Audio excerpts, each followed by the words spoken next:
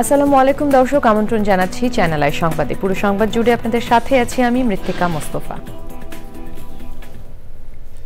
বিস্তারিত সংবাদের শুরুতেই জানিয়ে দিচ্ছি ফ্রেশ আটা ময়দা সুজি সংবাদ শিরোনামগুলো।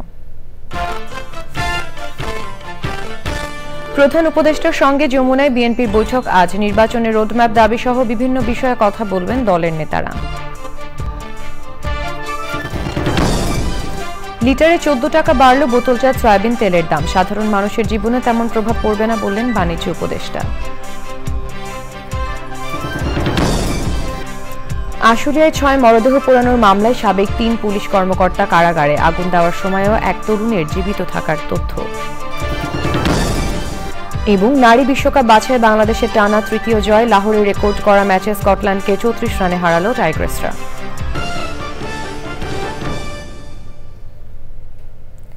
দর্শক, সংবাদ শিরোনামগুলো জানাছিলাম। এখনকার সংবাদ আয়োজন একই সঙ্গে চ্যানেল আর ইউটিউব চ্যানেলে এবং চ্যানেল আর ওটিটি প্ল্যাটফর্ম আই স্ক্রিনে লাইভ স্ট্রিম হচ্ছে। যাচ্ছে বিস্তারিত সংবাদে। প্রধান উপদেষ্টা ডক্টর মোহাম্মদ ইউনূসের সঙ্গে যমুনায় আজ বৈঠক করবে বিএনপি। দুপুর 12টায় বিএনপির মহাসচিব মির্জা ফখরুল ইসলাম আলমগীরের নেতৃত্বে এই বৈঠক হওয়ার কথা রয়েছে। সেখানে ডিসেম্বরের আগে নির্বাচনের দাবি সহ বিভিন্ন বিষয়ে কথা বলবেন বিএনপি নেতারা। মঙ্গলবার রাতে গুলশান কার্যালয়ে এ নিয়ে বিএনপির স্থায়ী কমিটির বৈঠক হয়েছে। বৈঠকে দলের মহাসচিব মির্জা ফখরুল ইসলাম আলমগীর, মির্জা আব্বাস, সালাউদ্দিন আহমেদ, গয়েশ্বর চন্দ্র রায় ও নজরুল ইসলাম খান সহ স্থায়ী কমিটির সদস্যরাও ছিলেন। লন্ডন থেকে অনলাইনে বৈঠকে যুক্ত হন বিএনপির ভারপ্রাপ্ত চেয়ারম্যান তারেক রহমান। বৃহস্পতিবার জাতীয় ঐকমত্য কমিশনের সঙ্গে বৈঠক করবে বিএনপি।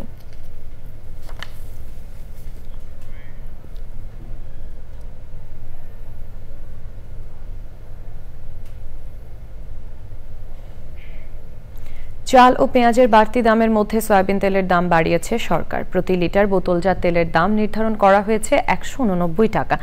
সরকার নির্ধারিত দামে তেল বিক্রি না করলে ব্যবস্থা নেওয়া হবে বলে জানান বাণিজ্য উপদেষ্টা। দাম বৃদ্ধিতে সাধারণ মানুষের জীবনে তেমন প্রভাব পড়বে না বলেও মনে করেন তিনি। বিস্তারিত জানাচ্ছেন রফিকুল বাশার। রমজান মাস থেকে চলতে থাকা সংকটের মধ্যেই সয়াবিন তেলের দাম বাড়ালো সরকার। বোতলজাত সয়াবিন তেল একবারে প্রতি লিটারে 14 টাকা বাড়িয়ে 189 টাকা করা হয়েছে, আর খোলা তেল লিটারে 12 টাকা বাড়িয়ে করা হয়েছে 169 টাকা। এই দাম বৃদ্ধিতে বছরে সরকারের রাজস্ব আদায় বাড়বে 550 কোটি টাকা। রাজস্ব আয় বাড়ানো ছাড়াও আন্তর্জাতিক বাজারের সাথে মিল রাখতে দাম বাড়ানো হয়েছে বলে জানান বাণিজ্য উপদেষ্টা। আশা করি যে আজকে যে মূল্যটা নির্ধারিত হলো, সরকার এখান থেকে প্রায় 550 কোটি টাকার রাজস্ব আহরণ সাহায্য করবে এবং আমরা আশা করি যে সামনে ইনশাল্লাহ বাজারের দাম আবার আমরা কমাতে পারবো। রাজস্ব আদায় এবং আন্তর্জাতিক বাজারের যে পণ্য যে মূল্য, দুটোর সমন্বয়েই এই দামটা বেড়েছে। বাণিজ্য উপদেষ্টা বলেন, মূল্যস্ফীতি নিয়ন্ত্রণে এসেছে, তাই তেলের দাম বৃদ্ধি ভোক্তার উপর তেমন প্রভাব ফেলবে না। আমাদের মূল্যস্ফীতি এখন নিয়ন্ত্রণের মধ্যে আছে। সো আমাদের যে সমন্বিত ব্যয় একটা সংসারের, এই ক্ষেত্রে এই 14 টাকা আমরা যদি দেখি যে একটা সংসারে যদি 5 লিটার তেল লাগে তাহলে 5×14 70 টাকার মূল্য বৃদ্ধি ঘটবে প্রতি মাসে। সো মাসে 70 টাকার মূল্য বৃদ্ধি এবং সামগ্রিক পণ্যের যে মূল্য, এতে কিছুটা হয়তোবা সহনীয় হবে। অবশ্যই এটা মানে একটা ভার বহন করতে হবে ভোক্তাকে। চালের দাম বেড়েই আছে মন্তব্য করে উপদেষ্টা বলেন, 2 সপ্তাহের মধ্যে নতুন ধান উঠলে চালের দাম কমবে। Rafiqul Bashar, channel i, Dhaka. প্রধান উপদেষ্টার বিশেষ দূত আনিসুজ্জামান চৌধুরী বলেছেন, স্বল্পোন্নত দেশ থেকে উত্তরণ হতে 2018 সালে বাংলাদেশ যখন যোগ্য হয় তখন থেকে যদি সঠিকভাবে কাজ করা হতো তাহলে কোনো চ্যালেঞ্জ থাকার সুযোগ ছিল না। তিনি আরও বলেন, পেছনে ফেরার সুযোগ নেই, সবার সম্মিলিত প্রচেষ্টায় এগিয়ে যেতে হবে। মোস্তফা মল্লিকের রিপোর্ট। প্রধান উপদেষ্টার তেজগাঁও কার্যালয়ে একাধিক উপদেষ্টা, সরকারি বেসরকারি উচ্চ পর্যায়ের প্রতিনিধিদের নিয়ে বাংলাদেশের স্বল্পোন্নত দেশ এলডিসি থেকে উত্তরণ নিয়ে বিশেষ বৈঠক অনুষ্ঠিত হয়। এতে সভাপতিত্ব করেন প্রধান উপদেষ্টা অধ্যাপক মোহাম্মদ ইউনূস। বৈঠক শেষে নগরীর ফরেন সার্ভিস একাডেমিতে প্রধান উপদেষ্টার প্রেস উইংয়ের সংবাদ সম্মেলন। প্রধান উপদেষ্টার বিশেষ দূত আনিসুজ্জামান চৌধুরী বলেন, পেছনে ফেরার কোনো পথ নেই। 2018 সালে যখন আপনি সিগন্যাল পেলেন, যখন কন্ট্রোল টাওয়ার থেকে বললো যে তুমি গেট ছেড়ে যাও, তখন তো আমরা আনন্দ করেছি। আমরা বলেছি দরকার বারবার, তাই না? তো এখন যাবেন কোথায়? ওইটার ফেরার আমাদের পথ নাই। আমরা বরং ওটাকে কি করে নিরাপদ করব, এটাই আমাদের সবার চেষ্টা, সম্মিলিত চেষ্টা হতে হবে। এটা একটা ন্যাশনাল ইস্যু। সঠিক প্রস্তুতি না নিয়ে উন্নয়নের গল্প বেশি থাকায় সামনে কিছু চ্যালেঞ্জ আছে, তবে সেগুলো মোকাবেলায় প্রস্তুতিও রয়েছে সরকারের। আমাদের প্রধান সমস্যা হচ্ছে গভর্নেন্স।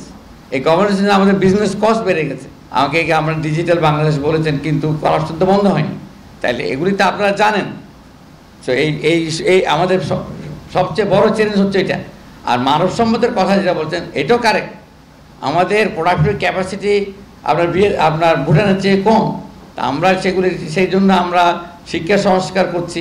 এক প্রশ্নের জবাবে প্রধান উপদেষ্টার প্রেস সচিব বলেন, সার্কভুক্ত দেশগুলোর সঙ্গে সুসম্পর্ক চায় বাংলাদেশ। তো উনি চাচ্ছেন যে সার্কের যতগুলো দেশ আছে, আমরা তো সাউথ এশিয়ার পরিবারভুক্ত, এই প্রত্যেকটা দেশের সাথে যাতে আমাদের সম্পর্ক উন্নয়ন হয়। তো সেই আলোকেই পাকিস্তানও আমাদের সাউথ এশিয়ান পরিবারভুক্ত, সার্কের ভুক্ত। আমরা তাদের সাথে সম্পর্ক উন্নয়ন চাচ্ছি, আমরা ইন্ডিয়ার সাথে সম্পর্ক উন্নয়ন চাচ্ছি, আমরা ভুটান, নেপাল এর সাথে চাচ্ছি। অন্তর্বর্তী সরকারের কূটনীতিক নীতি হল প্রো বাংলাদেশ বলে জানান প্রেস সচিব। Mostafa Mallik, channel i, Dhaka.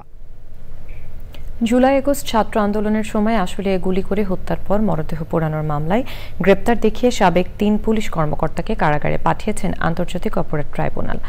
আগুন দেওয়ার সময়ও একজন জীবিত ছিলেন বলে জানিয়েছে প্রসিকিউশন। এদিকে গোলাম মুর্তুজা নামে এক ব্যক্তিকে অপহরণ করে 47 দিন গুম করে রাখার অভিযোগে সাবেক র্যাব কর্মকর্তা এম সোহাইলকে 18 জুন ট্রাইব্যুনালে হাজির করার নির্দেশ দেওয়া হয়েছে। বিস্তারিত জানাচ্ছেন পরাগ আসিম। প্রসিকিউশন জানিয়েছে, 5 আগস্ট আশুলিয়ায় 6 তরুণকে গুলি করার পর তাদের দেহ ভ্যানে তুলে আগুন লাগিয়ে দেন পুলিশ সদস্যরা। আগুন দেওয়ার সময়ও একজন জীবিত ছিলেন। ওই ঘটনায় মানবতাবিরোধী অপরাধের মামলায় সকালে সাবেক 3 পুলিশ কর্মকর্তাকে ট্রাইব্যুনালে হাজির করা হয়। তারা হলেন ঢাকা জেলার বরখাস্ত অতিরিক্ত পুলিশ সুপার আব্দুল্লাহ কাফি, ঢাকা জেলা পুলিশের সাবেক অতিরিক্ত সুপার সাভার সার্কেল মোহাম্মদ শাহিদুল ইসলাম ও ডিবির সাবেক পরিদর্শক আরাফাত হোসেন। তারা ট্রাইব্যুনালের অন্য মামলায় গ্রেফতার ছিলেন। 5 জন শহীদ এবং একজন জীবন্ত ব্যক্তিকে পোড়ানো হয়েছিল। আজকে 3 জনকে হাজির করা হয়েছিল। আমরা ট্রাইব্যুনালে তাদেরকে গ্রেপ্তার দেখিয়ে জেল হাজতে প্রেরণের আবেদন করেছিলাম, সেটা মঞ্জুর হয়েছে। যে আশুলিয়ার মামলা দিয়ে আমরা এই জুলাই আগস্ট গণহত্যার বিচার আমরা শুরু করব। আমরা আশা করছি যে এই মাসের মধ্যেই আমরা এই রিপোর্ট সাবমিট করতে পারবো। ক্ষমতাচ্যুত আওয়ামী লীগ সরকারের আমলে গোলাম মুর্তজা নামে এক ব্যক্তিকে অপহরণ করে 47 দিন আটক রাখার অভিযোগ আনা হয় র্যাবের সাবেক আইন ও গণমাধ্যম শাখার পরিচালক এম সোহেলের বিরুদ্ধে।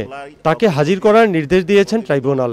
গোলাম মুর্তজা মাহিন, তিনি তার ভাইয়ের সাথে ঢাকায় দেখা করতে এসেছিলেন। ধানমন্ডি থেকে পিক করা হয় এবং তাকে সাথে সাথে জমটুপি পরিয়ে নিয়ে যেয়ে 47 দিন আটক রাখা হয়, আয়নাঘরে রাখা হয়, নির্যাতন করা হয়, উল্টো করে ঝুলিয়ে রাখা হয়। রিয়ার অ্যাডমিরাল মোহাম্মদ সোহেল তাকে আটক, নির্যাতন এবং মিথ্যা মামলায় দিয়ে মানবতা বিরোধী অপরাধ করার জন্য প্রোডাকশন ওয়ারেন্ট চাওয়া হয়েছে, সেটা মঞ্জুর হয়েছে। জুলাই আন্দোলনে গুলির ঘটনায় চট্টগ্রামের যুবলীগ নেতা তহিদুল ইসলামকেও হাজির করার নির্দেশ দিয়েছেন আদালত।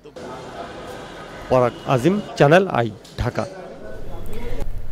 বৈশাখী উপলক্ষে রাঙামাটির রাজস্থলী উপজেলার বাঙ্গাল হালিয়াতে আজ শুরু হবে মারমা সম্প্রদায়ের প্রধান সামাজিক উৎসব সাংগ্রাই বা জলকেলি উৎসব। মারমারা পুরনো বছরকে বিদায় আর নতুন বছরকে স্বাগত জানাতে এই জল উৎসবের আয়োজন করে থাকে।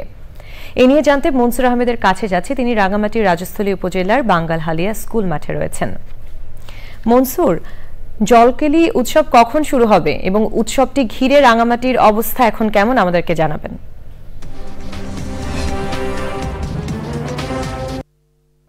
মৃত্তিকা, আপনি যেমনটি বলছিলেন আসলে এই বৈশাখী উৎসবের আজকে এই রাঙামাটি রাজস্থলীতে মারমাদের যে সর্ববৃহৎ ধর্মীয় উৎসব, সামাজিক উৎসব, জলখেল উৎসব, আজকে এখানে সকাল 10:30টায় কিন্তু রাজস্থলী মাঠে বর্ণাঢ্য আয়োজনের মধ্য দিয়ে জলখেল উৎসবের উদ্বোধন করার কথা রয়েছে। তো আজকে আমাদের সাথে রয়েছে বাঙালহালিয়া জল উৎসব খেলির আহ্বায়ক মংচিপ্টু মারমা। তার কাছে জানতে চাইবো আজকে আসলে মারমাদের জল উৎসব নিয়ে আজকে দিনব্যাপী কি অনুষ্ঠান থাকছে আপনাদের? আপনাদেরকে অনেক অনেক শুভেচ্ছা জানাই। আপনারা কষ্ট করে আসছেন। আমার মারমা সাংস্কৃতিক সংস্থা রাঙামাটি আসামবস্তি পক্ষ থেকে আপনাদেরকে কৃতজ্ঞতা ধন্যবাদ জানাই। আমরা প্রতি বছর প্রতিষ্ঠা লগ্ন থেকে 2000 সাল থেকে প্রতিষ্ঠা লগ্ন থেকে এই সাংবায় আমরা গঠন করে আসছি। আজকে 25 বছর পূর্তি হতে যাচ্ছে এবং আজকে 25 বছর পূর্তি উপলক্ষে রজত জয়ন্তী আমরা কেক কাটার অনুষ্ঠান শুরু করে প্রথমে, তারপরে আমাদের সাংস্কৃতিক শুরু করব।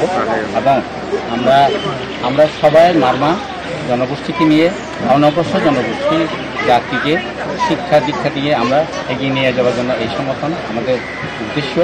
এবং আমরা প্রতি বছরে নেয় এই বছর আমরা অনেক কষ্টে ধারাবাহিকভাবে বজায় রাখার জন্য আমরা উদযাপন করতেছি। মৃত্তিকা, যেমনটি বলছিলাম সকাল থেকে কিন্তু আজকে 10:30 এখানে মারমাদের যে জল উৎসবের উদ্বোধন করা হবে।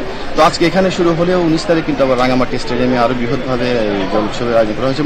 মূলত বৈশাখী উৎসবকে ঘিরে এই শেষ সময়ে কিন্তু মারমাদের এই পুরো সপ্তাহটা মাস জুড়ে কিন্তু তাদের বিভিন্ন এলাকার মধ্যে জল খেলির আয়োজন করেছে। তো এটাই ছিল আসলে রাঙামাটি রাজস্থলী থেকে সর্বশেষ। মৃত্তিকা, ধন্যবাদ আপনাকে।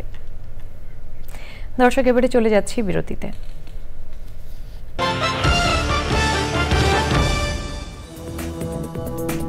দর্শক, ফিরে এলাম বিরতির পর।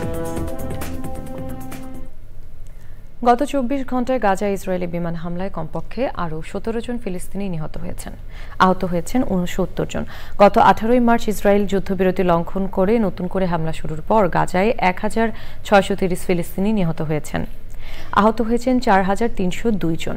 এতে 2023 সালের অক্টোবর থেকে গত 18 মাস ধরে চলা ইসরায়েলি বাহিনীর বর্বরতায় উপত্যকাটিতে মৃতের সংখ্যা 51,000-এ পৌঁছেছে। ইসরায়েলি আক্রমণে আহতের সংখ্যা বেড়ে দাঁড়িয়েছে 1,16,343 জনে। গাজার স্বাস্থ্য মন্ত্রণালয়ের এক বিবৃতিতে বলা হয়েছে, অনেক ভুক্তভোগী এখনও ধ্বংসস্তূপের নিচে এবং রাস্তায় আটকা পড়ে আছেন। জিম্মি মুক্তির বিনিময়ে ইসরায়েলের দেওয়া যুদ্ধবিরতির নতুন প্রস্তাব পর্যালোচনা করা হচ্ছে বলে জানিয়েছে ফিলিস্তিনের স্বাধীনতাকামী সংগঠন হামাস। এবারে নিটোল টাটা কৃষি সংবাদ।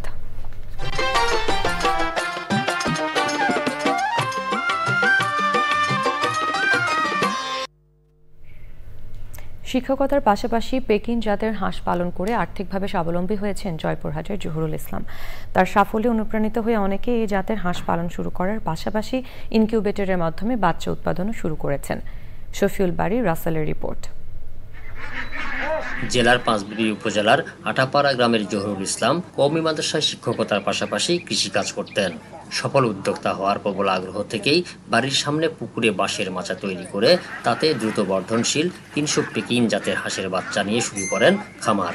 এখন বর্তমানে আমার খামারে অনেক হাঁস আছে এবং আমি এই খামার থেকে ডিম উৎপাদন করি, তার পাশাপাশি এই ডিম থেকে বাচ্চা ফুটে আমি মোটামুটি স্বাবলম্বী। নিজের ভাগ্যের পরিবর্তনের সঙ্গে সঙ্গে এলাকার অনেক বেকার নারী পুরুষকে হাঁস পালনের মাধ্যমে স্বাবলম্বী হবার পথ দেখিয়েছেন তিনি। আল্লাহর রহমতে 42-43 দিনে আমার প্রায় 3 কেজির মতো ওজন আসছে হাঁস। এখনো পাকা ফোড়া কিছু গজায়নি। ওনার দেখা দেখি আসলে গ্রামের অনেকে পালতেছে, আমিও পালতেছি। মোটামুটি এই হাঁসটা মোটামুটি আর কি লাভজনক। সে বাচ্চা ফুটানোর পর আমি বাজারজাত করি এবং ওনারাও নিয়ে লালন পালন করতেছে, করে ওনারাও কিছু লাভবান হচ্ছে, আমিও স্বাবলম্বিত হচ্ছি।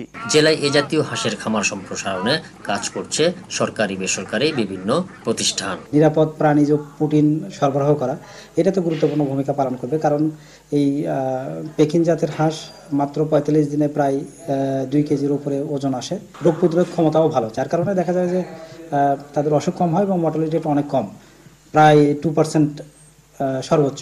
এই ধরনের খামার সম্প্রসারণ করা গেলে দেশের নিরাপদ প্রোটিনের চাহিদা যোগানে অগ্রণী ভূমিকা রাখবে, এমনটাই বলছেন সংশ্লিষ্টরা। জয়পুরহাটের পাঁচবিবি থেকে শফিউল বাড়ি, রাসেল, চ্যানেল আই। এখন দেখবেন প্রকৃতি সংবাদ।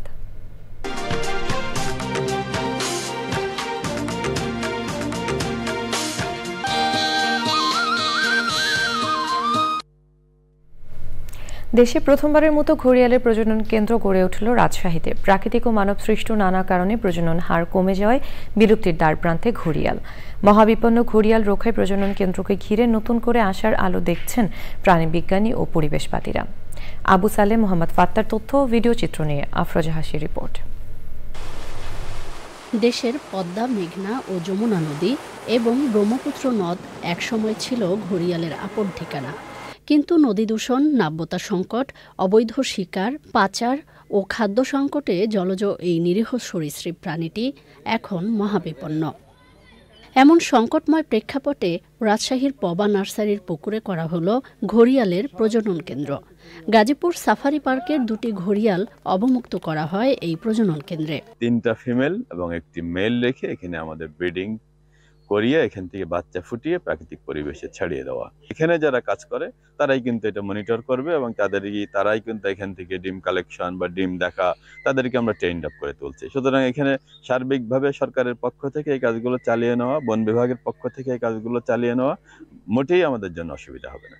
সঠিকভাবে রক্ষণাবেক্ষণের মাধ্যমেই ঘড়িয়াল আবার ফিরতে পারে পদ্মা মেঘনায় তার আপন প্রাকৃতিক পরিবেশে, বলছেন পরিবেশবিদরা। ঘড়িয়াল যাতে কোলাহলমুক্তভাবে থাকতে পারে সেই চেষ্টা করা হবে এবং আমরা আশাবাদী যে সামনের ব্রিডিং সিজনে হয়তো এখান থেকে আমরা ডিম পাবো এবং ডিম পেলে আমরা চেষ্টা করবো সেগুলো যাতে প্রপারলি হ্যাচ করে ডিম ফুটে বাচ্চা পেতে হয় সেই চেষ্টা, এবং পরবর্তীতে এই ব্রিডিং সেন্টার যে কমপ্লিট ডিজাইন আছে ক্রমান্বয়ে সেগুলো কমপ্লিট হলে এটা পূর্ণাঙ্গ একটি প্রজনন কেন্দ্র হিসেবে কাজ করতে পারে। মহাবিপন্ন ঘড়িয়ালের অস্তিত্ব টিকিয়ে রাখতে প্রাণ প্রকৃতি রক্ষার পাশাপাশি জনসচেতনতা জরুরি বলছেন সংশ্লিষ্টরা। আফরোজা হাসি, প্রকৃতি ও জীবন ডেস্ক, চ্যানেল আই। সবশেষে ফ্রেশ আটা, ময়দা, সুজি সংবাদ শিরোনামগুলো জানিয়ে দিচ্ছি আরও একবার। প্রধান উপদেষ্টার সঙ্গে যমুনায় বিএনপির বৈঠক আজ। নির্বাচনের রোডম্যাপ দাবি সহ বিভিন্ন বিষয়ে কথা বলবেন দলের নেতারা। লিটারে 14 টাকা বাড়ল বোতলজাত সয়াবিন তেলের দাম। সাধারণ মানুষের জীবনে তেমন প্রভাব পড়বে না বললেন বাণিজ্য উপদেষ্টা। আশুলিয়ায় 6 মরদেহ পোড়ানোর মামলায় সাবেক 3 পুলিশ কর্মকর্তা কারাগারে। আগুন দেওয়ার সময়ও এক তরুণের জীবিত থাকার তথ্য। এবং নারী বিশ্বকাপ বাছাই বাংলাদেশের টানা তৃতীয় জয়। লাহোরে রেকর্ড করা ম্যাচে স্কটল্যান্ডকে 34 রানে হারালো টাইগ্রেসরা।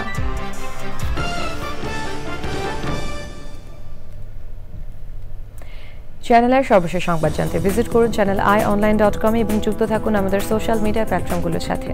এই ছিল এখনকার সংবাদ। সবাইকে সাথে থাকার জন্য ধন্যবাদ।